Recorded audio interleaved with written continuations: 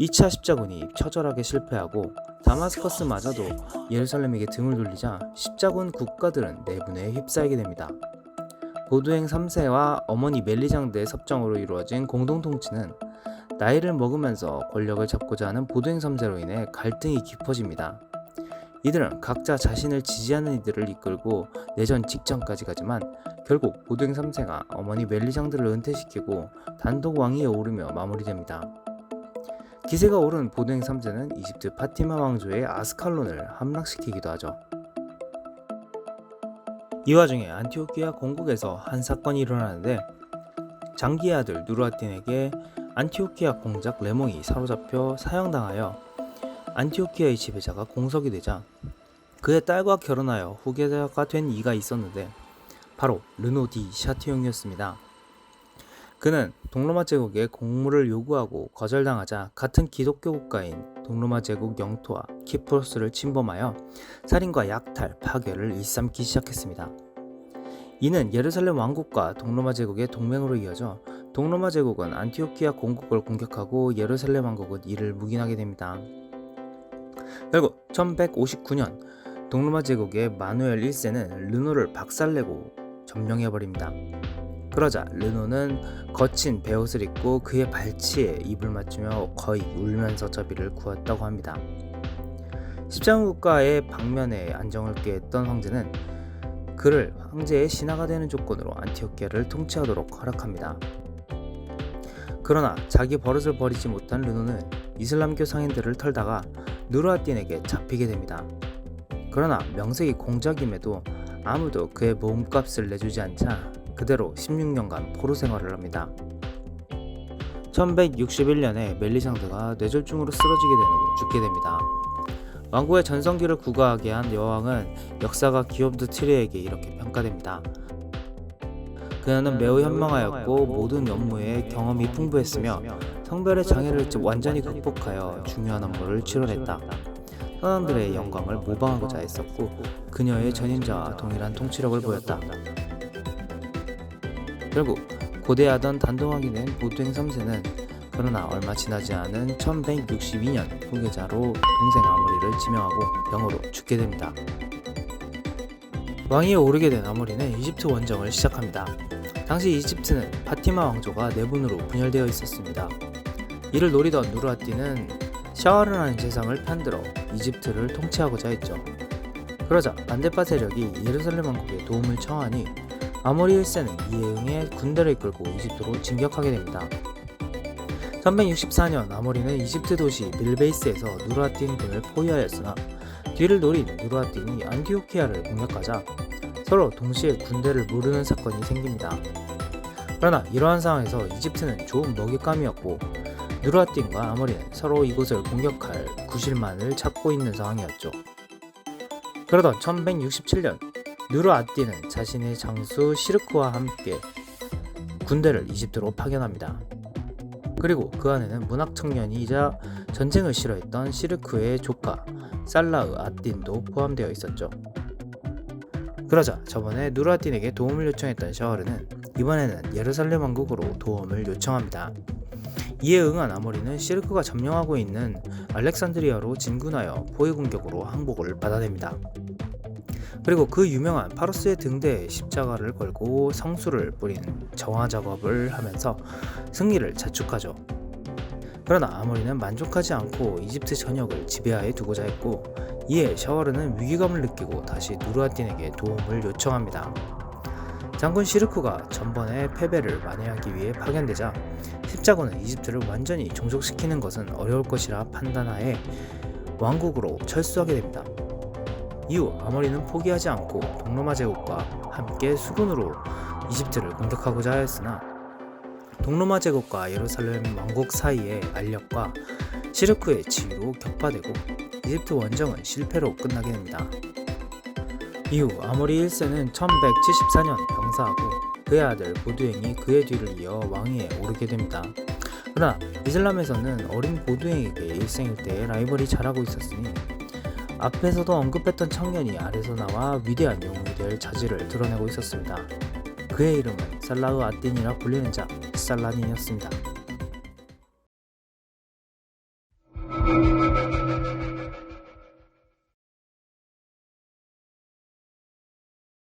살라딘의 이름은 본래 살라흐 앗딘 유수프로 빠르게 발음할 경우 살라딘이라 불리게 됩니다. 이후 십자군에서는 살라딘이라 불리게 되고 많은 사람들이 이 이름에 익숙하여 이후 살라딘으로 부르겠습니다. 그는 1137년 이라크 북부 티그리트에서 소수민족인 쿠르드족 군인 집안의 아들로 태어납니다. 살라딘의 아버지는 나짐 앗딘 아이유브로 장기와 그의 아들 누르앗딘을 섬겨왔고, 그의 동생이자 살라딘의 작은아버지인 시르쿠는 누르앗딘의 검으로서 전장에서 많은 공을 세웠습니다. 이런 집안에서 태어난 살라딘 역시 자연스럽게 누르앗딘의 신하로서 자라게 됩니다. 그가 처음 두각을 드러낸 것은 이집트 정복 때였습니다. 그는 작은아버지 시르쿠의 부관이었는데, 당시 시르쿠가 이집트와 십자군을 동시에 상대하면서 4차에 걸친 어려운 전쟁을 승리로 이끌며 이집트 정복에 성공하게 됩니다. 그러나 정복 후 얼마 지나지 않아 시르쿠가 식사 중 폭식으로 급사하게 되고, 마침내 1171년 이집트의 관리들에 의해 살라딘이 이집트의 새 지도자로 추대됩니다. 이전까지의 살라딘의 모습은 작은아버지에 의해 전쟁에 딸려나온 승리임에 불과했기 때문도 작용했는데요. 그들은 이윽고 자신들이 큰 실수를 했음을 깨닫습니다. 살라딘은 이집트 전역을 자신의 땅으로 만들기 시작했습니다. 이후 살라딘은 누르앗딘에게 충성을 바치면서도 자신의 세력권을 확장하기 시작하죠. 그러나 노련한 군주 누르앗딘이 이러한 사태를 그냥 둘 리가 없었습니다. 그는 살라딘의 세력이 커지는 것을 보고 직접 군대를 소집하여 이집트를 공격하려고 합니다. 그러나 1174년 누르앗딘이 60세의 나이에 노안으로 사망하게 되고, 그의 죽음으로 혼란해진 틈을 타 오히려 살라딘이 누르앗딘의 아들의 보호자로 자청하는데, 누르앗딘의 미망인과 결혼하여 이슬람 세력의 정치적 리더가 됩니다. 결국 누르앗딘의 영토는 자연스럽게 살라딘의 통치하에 들어오게 됩니다. 그는 이집트의 술탄이 되었고, 셀주크 트루크로부터 독립을 선포하며 새로운 아이유브 왕조를 건설합니다.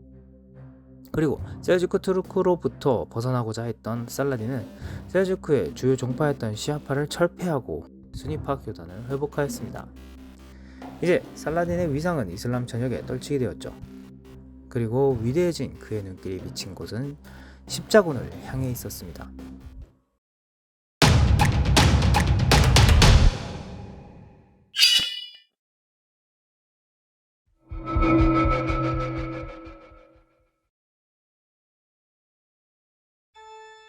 한편 예루살렘 왕국에서는 한 소년이 친구들과 조금 가학적인 놀이를 하고 있었습니다.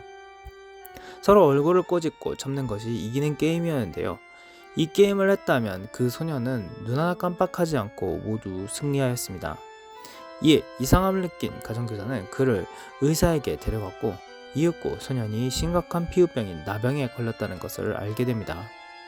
당시 의학 수준에서는 나병은 나을 수 있는 병이 아니었고, 이 시작부터 꼬여버린 인생을 누리게 될 아이는 이윽고 예루살렘 왕국의 위대한 왕으로 기억될 보드행 4세입니다. 그는 1161년 여름에 예루살렘 왕국에서 태어났습니다. 부친 아모리 1세는 당시는 아직 왕이 아니었는데, 그가 왕위에 오르는 과정에서 어머니 아니에스와 아모리는 이혼하게 됩니다. 그러나 보드행 4세와 그의 한 살 터울 친누나 시빌라는 왕의 적자로서 인정받게 됩니다. 그의 어린 시절에 대해서는 알려진 바가 없습니다만, 그가 나병에 걸렸고 그 병이 계속해서 그를 좀먹어 들어가고 있었던 것은 확실합니다. 아버지 아모리 1세가 1174년에 서거하자 13세의 소년이었던 보드행이 보드행 4세로 등극하게 됩니다. 당시 예루살렘 왕국은 전쟁을 원하는 매파와 전쟁을 피하자는 비둘기파로 나뉘어 대립하고 있었는데, 당시 최대의 적이라 할 수 있는 살라딘이 이집트를 기반으로 이슬람 세력들을 통합해가고 있어서 자칫 왕국이 이슬람 세력에 포위당할 수 있는 상황으로 치닫고 있었습니다. 그러나 왕이 문둥병자라는 것은 알만한 사람은 이미 다 알고 있는 사실이었고, 왕국의 미래는 그의 누나 시빌라 공주에게도 쏠리고 있었죠. 이에 왕은 루이 시빌라를 프랑스 왕국 루이 7세와 신성 로마 제국 프리드리 1세의 사촌인 이탈리아 몬페라토 후작 굴리 엘모에게 시집 보냅니다. 그는 혼인을 위해 1176년에 레반트에 도착했으며 야파와 아스칼론의 공작이 됩니다. 그가 시빌라와 더불어 보드행 4세의 뒤를 이어 신성 로마 제국과 프랑스의 지원을 이끌어낼 수 있기를 바라면서 소년왕이 성인이 되어가는 과정은 쉽지 않았습니다. 그는 어머니 아니에스와 섭정 레몽 3세의 보호와 간섭 아래서 파벌들 간의 싸움을 조율해야 했습니다. 그 중에는 전 안티오키아의 통치자였던 르노 드 사티움이 있었는데 그는 1176년 무려 16년 만에 이슬람 세력의 포로 생활에서 해방되었습니다. 이는 동로마 제국 황제 마누엘 1세가 그의 몸값을 대신 내준 덕이었습니다. 그는 이후 이슬람 세력에 큰 원한을 가지게 됩니다. 그러나 소년왕은 무럭무럭 자라나 15세가 되었고 당시 기준으로 왕이 성인이 되자 그의 섭정 시절은 끝나게 됩니다. 성인이 된 왕은 현재 가장 큰 위협인 살라딘의 세력 기반을 약화시키고자 합니다. 그는 레몽 3세가 섭정 시절 살라딘과 맺었던 협정을 파기하고 다마스쿠스 지역을 급습합니다. 공격이 생각보다 매서웠던지 살라딘은 공격하고 있던 알레포 공격을 잠시 미루게 됩니다.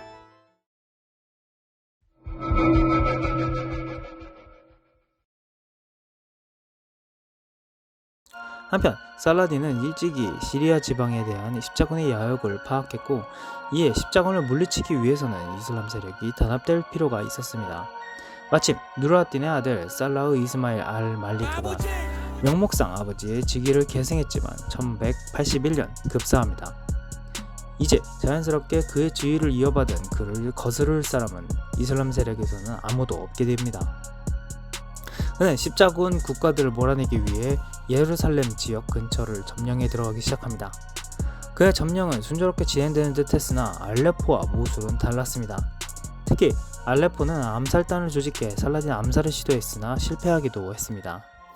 그러면서 알레포와 모술이 연합하여 이슬람 반 살라딘 세력을 조성하고 십자군 국가인 트리폴리의 백작 레몽 3세에게 도움을 요청합니다. 레몽 백작의 도움에도 불구하고 살라딘의 군대는 너무나 강력했고 특히 살라딘이 자신의 군력을 유감없이 뽐내며 연합군을 패퇴시켜버립니다. 그러나 보두행 4세가 다마스쿠스 일대를 공략하자 그는 알레포의 포위를 풀고 반살라딘 이슬람 세력의 심장부인 모술을 포위합니다. 십자군과 알레포가 힘을 합쳐 시리아를 공격한다는 소식이 들려오자 결국 모술을 함락시키지 못하고 모술 주변의 성만 점령하는 선에서 원정은 마무리됩니다. 한편 동로마 제국의 옛 영토를 회복하고자 군사를 일으키며 이슬람 세력을 공격했던 마누엘 1세는 1176년 미리오 케팔론에서 이슬람 세력에게 크게 패합니다. 이윽고 살라딘의 공격이 한풀 꺾이자 예루살렘 왕국과 동로마 제국은 동맹을 맺고 이집트 정벌을 논하게 됩니다. 이때 르노 디 샤티옹이 동로마 수도 콘스탄티노플로 보내졌는데 그는 이 회담을 성공적으로 이끌고 돌아오는 길에 부유한 미망인과 결혼하여 결과적으로 사해 근처의 케락 성체의 주인이 됩니다. 동시에 비보도 있었는데 다음 세대 왕으로 점찍혔던 사람이자 시빌라의 남편인 굴리엘모가 말라리아에 걸려 사망합니다. 그 사이 시빌라는 아이를 낳았고 그는 보두행이라고 이름 지어집니다. 결과 유럽의 지원을 받고자 했던 계획은 물거품이 되었고요. 그동안 보두행 4세의 사촌인 필리프가 이집트 정벌에 대한 지원을 선언하며 동로마 제국 3대 150척을 이끌고 예루살렘을 찾아오는 행운도 있었습니다. 그러나 레몽 3세와 그 지지자였던 이벨린 가문은 그가 섭정의 지위에 머무르기보다 시빌라와 결혼하여 예루살렘 왕위를 얻으려 한다고 항의하였고 마음이 상한 필리프는 그냥 프랑스로 돌아가 버리게 됩니다. 그리고 그 무렵 프랑스에서 기 드 루이진양이 도착하게 됩니다. 그는 영국의 사자시망 리처드 1세의 신하였으나 그의 대리인을 공격하는 사고를 쳐 자신의 영지에서 추방당한 인물이었는데 명예도 재산도 없었던 그는 예루살렘으로 흘러들어오게 되었고 이것은 왕국에 생각지 못한 큰 변화를 일으키게 됩니다.